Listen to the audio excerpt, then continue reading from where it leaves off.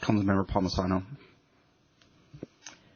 Mr. Chair, I'm grateful that work at the state legislature and pressure from Governor Walz has resulted in a compromise that will result in Uber and Lyft able to continue operations in Minneapolis and across our state.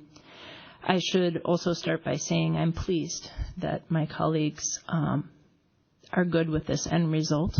I'm glad to see your tears of happiness today. I truly am.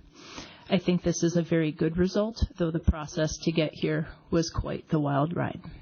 On March 14th, 10 of my colleagues chose to disregard the recommendations from the Minnesota Department of Labor and Industry's wage study and instead passed rates based on 1 week of data from Seattle, Washington. Despite warnings from drivers, riders, and TNC companies, my colleagues proceeded hastily and recklessly, I think, to pass these rates that we have in front of us today. The Dolly study was minimum wage and then some, and the truth of that really matters here. My colleagues ignored the concerns of their constituents who rely on these services, most as riders, some as drivers.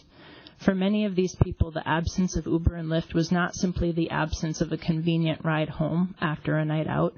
It was the absence of a sole source of income or the ride they relied on to get to work, medical care, the grocery store, or school.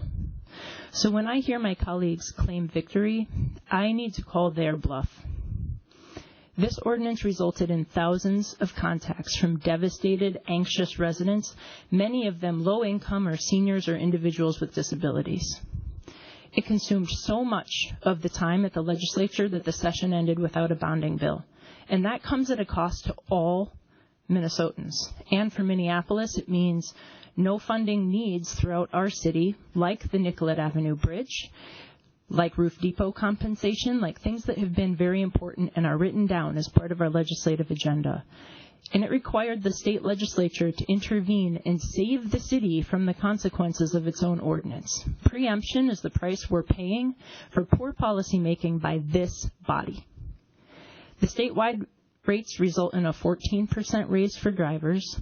That is identical to the raise they would have received with Mayor Frey's proposal from months ago. I'm not sure I need to remind my colleagues that the pay level adopted was far closer to the mayor's proposal than what the council enacted. We could have come to a compromise on this. We could have avoided preemption, and we could have ended the session with a bonding bill, perhaps. But sadly, throughout this whole process, it seemed like many of my colleagues were more focused on other things than sound policy making. So I hope this has been a learning opportunity for my colleagues. None of us were elected to this body with a mandate. None of us were elected for anything about fulfilling the goals of a particular political party or an agenda. We were elected to represent residents and listen to every voice, not just the loudest ones. And those are my thoughts as we proceed, Mr. Chair.